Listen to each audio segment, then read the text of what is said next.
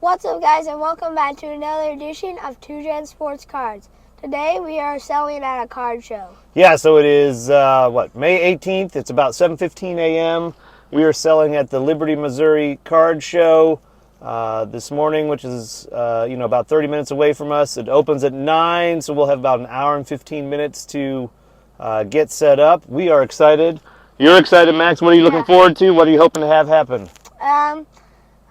I'm hoping to sell $500 for the National. All right, so our plan is to sell some cards, raise some money to earn some cash that we can spend at the National this coming summer, and we are excited about that. Do you think you're going to be able to part with all the cards that get sold? You're going to have a hard time? Yeah, because we have a favorites pile that we're not selling. All right, so you put some aside that you didn't want to sell, Yeah. right? So probably more than just the PC that you don't want to sell, maybe for trade?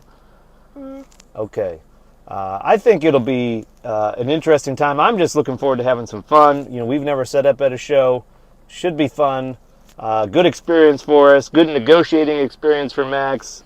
And we'll see what happens. We'll take you on a little tour of the show and show you our day. Max, we have made it to the card show. Time to get set up, but we are at Our Lady of Mercy Country Home. This is the Liberty Card Show. We've never been here, so let's go take a look. What do you say, Max? Yep. We're walking into the showroom for the first time. It wasn't a retirement home. Our Lady of Country Mercy was a fundraiser for them. This must be their big entertainment hall, or I'm not quite sure what it is, but actually it was a great spot for a small card show. So we're walking to our table here to get set up. And you can see we've got one 8-foot table, and then there's a view of the showroom. The show had 40 tables on it. I would say probably 15 different vendors. There was like one vintage baseball, and then 4 or 5, including us, selling football and other sports. And then I would also say, probably 5 Pokemon and game cards, and then one gentleman who had like the entire back row selling wax. Here's Max working on setting up our table. He put himself in charge of setting up the display case. He went with our best cards in the middle and then worked his way out. And then I apologize for the audio in this section, but for some reason our audio didn't record. But we'll show you kind of how we set up our table. We ended up on a little more than 8 feet. There was a table next to us that wasn't used. And so we put our value boxes over on that side, as you can see here in just a moment.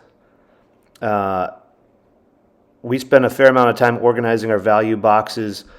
You can see we had them by player name, so all separated out, and they were ranged from $1 to up to $3 and had like a little color code set up there for that.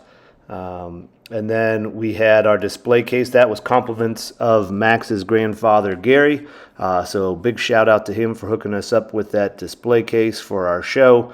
But Max took a lot of interest in getting that set up. Hard to see with the glare, but a lot of nice stuff in there. There's our big one-of-one Patrick Mahomes in there. We did get an offer on that that we didn't take later on in the show. And then outside of the display case, we put some of the nicer cards that probably ranged from, $10 to $20 out on the table. And then we had some priced as marked patches and autos and different cards like that.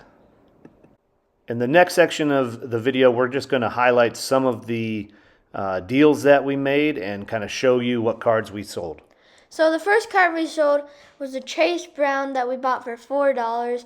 It was marked at $6, but we sold it for $5 to the person next to us. Yeah, and so this gentleman had the table next to us, and he had mentioned that he was interested in Chase Brown and Tyjae Spears rookie cards because he thought they had some upside this coming year. And so I pulled out that Chase Brown and sold it to him pretty quickly. Then we sold this Jordan Love purple die cut and this Will Levis gold. So we pulled the Will Levis out of a pack and we bought the Jordan Love for $10. Our third sale was a 3-card lot that totaled up to $30 in sales and $16 in profit. It was highlighted by that CeeDee Lamb variation Prism rookie card. One of the things we were surprised by at the show was the number of people who wanted to sell or trade cards to us. So we did make a few trades. This was the first one. The first trade was a Ronnie Bell number 25 speckle plus $20 for a 5-piece patch Jackson Smith-Njigba autograph, and all the patches are different. So I like this trade because this was, us not liking Michigan players trading for an Ohio State guy, and that Ronnie Bell went to a high school around us, and he, the gentleman who traded for this card, worked at that high school, and so he knew Ronnie Bell, and so that made it kind of a fun trade. So the second trade was this Cooper Kupp rated rookie SGC 9 for this Trevor Lawrence yellow reactive and this CJ Stroud rookie. The next sale that we made was for $115, and it's one that Max was not happy that I made. As you can see on the sticker prices there, that adds up to $150 on that Jonathan Taylor Red Zone Auto and the blue Pen Pals Saquon Barkley. I probably succumbed to some high-pressure purchasing tactics where they said they didn't agree with comps and then wanted to go off of their comps and take a percentage off of that. And I was ready to move those cards, so I did a deal, and maybe I have a little bit of regret on that one. The next sale we made was also a high dollar amount at $115. However, in this case, we had bought these cards all fairly cheaply, so we made a pretty good profit on the sale. But what you had for sale there was a Devontae Adams drip, a Terry McLaurin auto, a Tyreek Stevenson auto, which in this deal sold for $30 that we had bought for like $12 previously. There was also a red mosaic Jamar Chase rookie, and Brock Purdy base optic, and a Storm Chasers Drake London rookie. So we are halfway through day one of the Liberty Card Show. How has your card selling experience been? Yeah, so it's been pretty fun, pretty good. We've sold $370 worth of cards. Yeah, so we've made, I think, 13 different deals, plus for cash, so we made $370. We've made 2 trades. We'll highlight all that in the video. Max, I think you're sad that you sold, or that I sold Saquon auto. But overall, it's been pretty fair dealing and pretty good foot traffic throughout the day. Yep. Wouldn't you say? Yep. Are you having fun? Yes. All right. Let's see how the second half of the day goes. On Saturday afternoon, one of the deals we made was to sell a couple vintage cards. So there's a vintage store near my parents' house in Ohio that we'll visit in the summer, and it specializes in vintage cards, and we've picked up a few vintage football cards for like $3 or $5. And when you look them up on eBay, they sell at a much higher clip. And so this is an example of that, where we sold this Sonny Jurgensen and Paul Hornung card for $30 total for a nice little profit there. And I do happen to love that Paul Hornung card. Just the picture on his face, I think, is a pretty fun card. The next deal was this lot of 7 cards. So we sold them for $50 and we made $11. There were 3 Garrett Wilsons, a Campus Captains, Caleb Williams, a Pen Pals, Cedric Tillman, an AJ Hawk patch, and a CJ Stroud Illusions. Another deal to highlight is this Joe Burrow Moxie patch card that we sold for $20. We acquired that at a trade night. Max traded a couple cards that we weren't too interested in keeping, like a Travis Kelce score patch and a Justin Herbert card. We got a whole bunch of things, and one of them was this Moxie patch. The last deal from day one to highlight, I'm sad to say we did lose $50 on, is we sold this mosaic stained glass Justin Jefferson. When we traded for it raw at a trade value of $150, and then we graded it, and sadly it came back as an 8 because it had a print line on it, and so we did not win on this deal. But Max, you have good news afterwards. So the next day, we took some of our sales and bought a PSA 10 stained glass Justin Jefferson for $215. And you are super excited about that? Yes. So, very good. Okay, we are finished day 1. We had a lot of fun, so now we're back for day 2. And so we've taken some time to set our table back up. We did take it down overnight. They had security cameras, but we wanted to take it all home just because. So we just set it all back up. Max, how much did we sell on day 1? $600. And do you have a goal for today? My goal is to sell $400. So we get up to $1,000. So we will see how that goes. So as Max mentioned, we're back for day 2. A couple of things that I learned, are I was really not prepared for all the people who were coming up trying to sell stuff to us. I was really not wanting to buy a whole lot because we were trying to accumulate money to spend at other shows and the National and things like that. But we did make a couple trades, which was fun. And I noticed that people didn't really want to spend time digging through boxes, so I did try and create kind of some player stacks out on the table. And so I have, instead of in the box, I have a stack of Bryce Youngs out on the table and a stack of Patrick Mahomes and things like that. So we'll see how that does for us on day 2. I put a lot of energy into getting the value box set up, and I think in total we maybe sold like $6 or $7 out of it yesterday. So that was kind of a disappointment. We'll see how today goes. But I am looking forward to day 2. As Max mentioned, we did sell $600 in cards. I was pretty happy with that. We had pretty decent traffic. Hopefully we have pretty good traffic on day 2. Oh, and the last thing that I did learn was I was not set up on Venmo, and I did lose out on a sale, or we lost out on a sale of probably about $50 because somebody didn't have cash and they wanted Venmo. The first deal Sunday was the guy who had wanted to pay with Venmo on Saturday, and I couldn't accommodate. I did sign up for Venmo overnight, but he came back with cash first thing Sunday morning, and we had a deal on the pink Caleb Williams and the number to 14 DK Metcalf right at the sale price on the sticker at $45. So we pulled those from packs, so it was a pretty good profit margin for us. So our next sale was a pink Brock Purdy and a die cut Justin Jefferson. Yeah, for $38. On that, we made only $3 on that sale. The next sale was a rookie neon signs out of Element of Deebo Samuel, number to 75. We sold this card for $70. We traded for it at $50, so we had a nice $20 profit. This card is going to a great home. I wish I took video or pictures of this, but this guy was like a big 49ers fan, and his favorite player was Deebo Samuel. He had a Deebo Samuel tattoo on his thigh. It just said Deebo right across his thigh, so this is a perfect card for him. Another deal that we made on the Sunday of the show was to sell this Patrick Surtain auto for $20. This is a card we previously picked up at a card show for $8.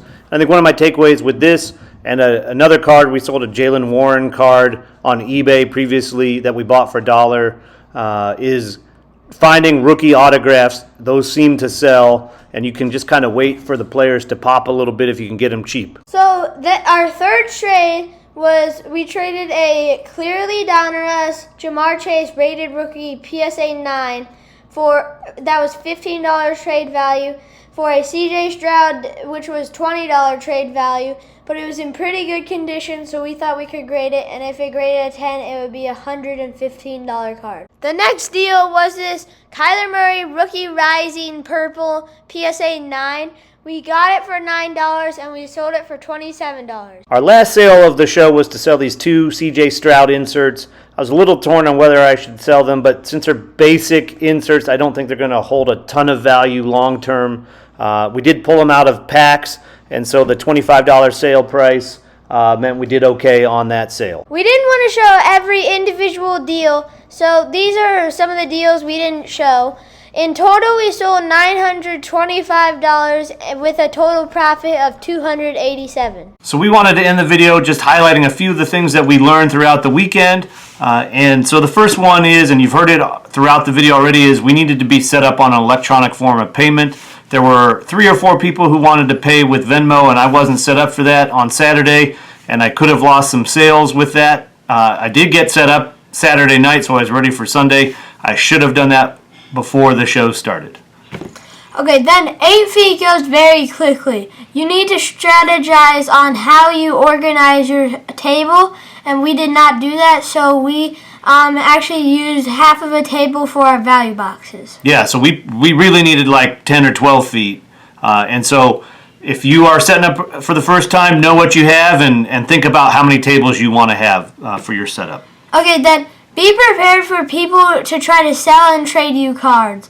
You could actually set up a table to buy and trade cards. Yeah, it actually wouldn't be a bad. If you are interested in being a buyer, really a good way to do it is to sit at a table and just say, I'm buying cards.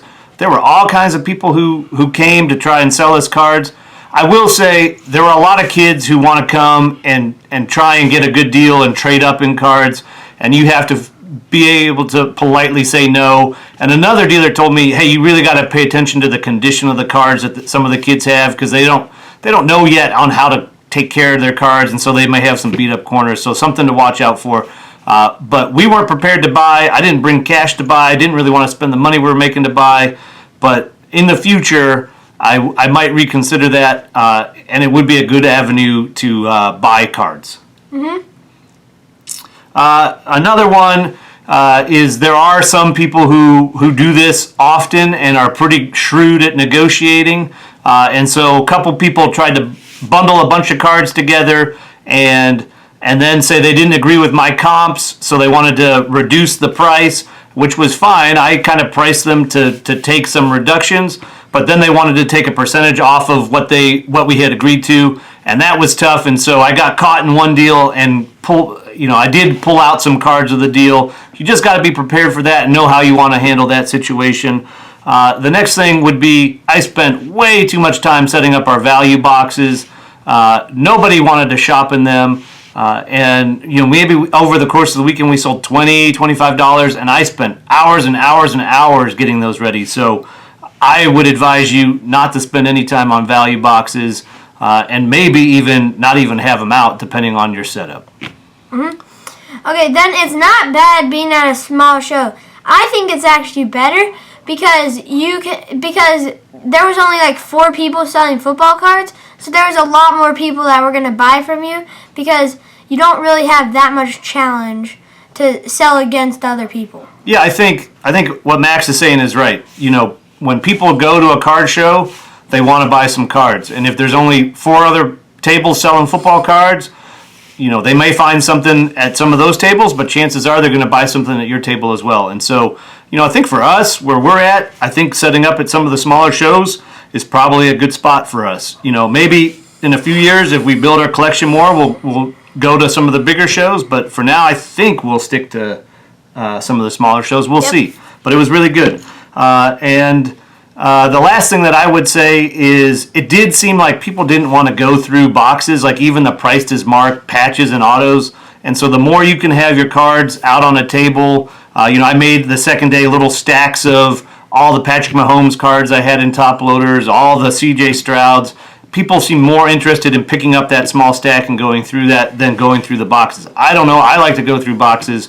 But that was something that I was a little bit surprised by. So those are some of the things that we learned from setting up at a show. I think we had a pretty successful weekend. I had a lot of fun. How about you, Max? I had a lot of fun too. Would you do it again? Yes. And do you think we did pretty well on our sales? I think we did pretty good. What are we going to do with that $925? We're going to spend it at the National. Yeah, I think we're going to spend it at the National. I'm a little worried that I always hear that the National's overpriced, and so we may not spend all of that at the National and may keep it for some other things. You already spent $225 or something like that on a PSA 10 Justin Jefferson stained glass, so we're down to $700. But we had a ton of fun. I really enjoyed it. You got to talk sports and football cards with all kinds of people, so it was a great time, even if we didn't sell anything. So anyway, Max, what do you need to do? Please subscribe, like, comment, and we'll see you in the next one. Bye. Thanks for watching, everybody.